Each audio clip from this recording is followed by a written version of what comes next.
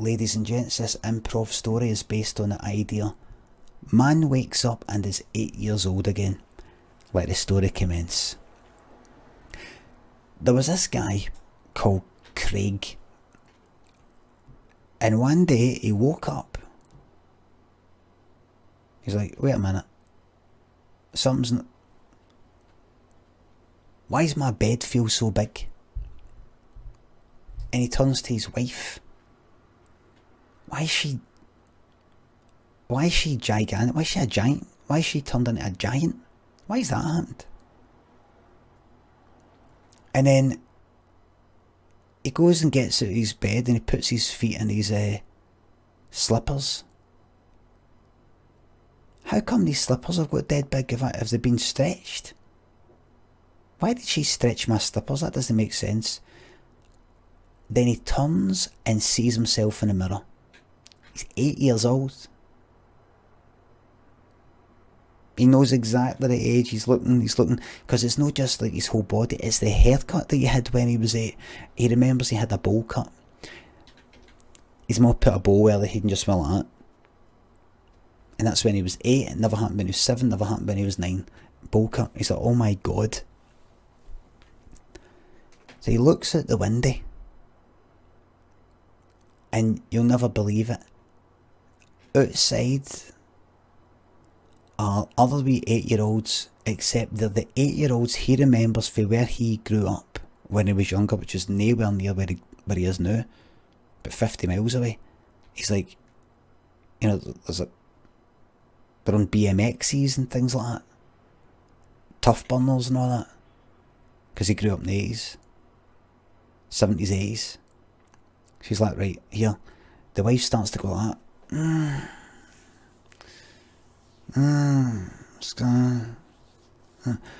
He runs down the stairs and goes out, and there's all his wee pals for when he was wee. Jamesy. Johnny. There's Christina. And Ben. And he's like, what's going on? What's going on? And they're like, what do you mean, what's going on? Right, hurry up, we'll get a game of 2-man hunt. He's like, what's going on? We're all young again. We're all young again. We're all young again, doesn't make any sense. And they're like, what are you talking about?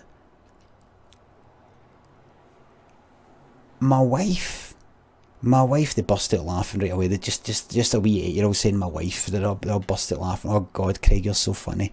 My wife. What am I going to... What the fuck is going on? She's right there. And he looks back up to his house. It's not the fucking house. He's looking back and it's the old house that he used to stay at when he was fucking 8. Everything's changed. And he's like, what? What? Just then somebody comes to the window. And they start to open the window. He's like, oh my God, here she is. And he's ready to ask his wife what's fucking going on. It's his ma instead. And then was like, Craig, you come in right now. It's time for your lunch. Whoa. Right. Now, cut a long story short here, this middle bit anyway. He goes back in and see our time. He gets used to it. He's like that. I'm fucking telling you. I'm telling you. I've grown up. I've grown up. I've fucking grown up. I've grown up. Why am I having to do this again? And he has to go back here his whole fucking life. He's 9 years old, 10 years old. He's having to go through the whole fucking lot. Occasionally he would get like a deja vu feeling. Because some of the same things would happen again. No, all the time, you know, because there's so many wee things. He'd be like, fuck me. He does go through the whole lot. He puts it down to like... He must have had a bang in the head. He must have fell off his bike or something, and he thought he was like an older version of him, and he's went back. Eventually, he meets a woman who he remembers. That's my wife. And even though he's had years to get used to it, he goes like, you're my wife.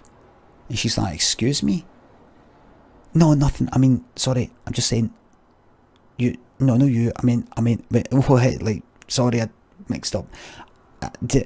And they get chatting, he ends up fucking marrying her, and like, he gets together with her, even though he could have got together with somebody else, because he's like, well, that's who I was with anyway.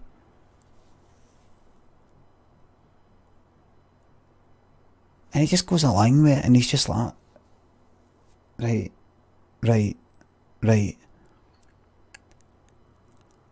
He goes to sleep one day, next to his wife, fucking wakes up.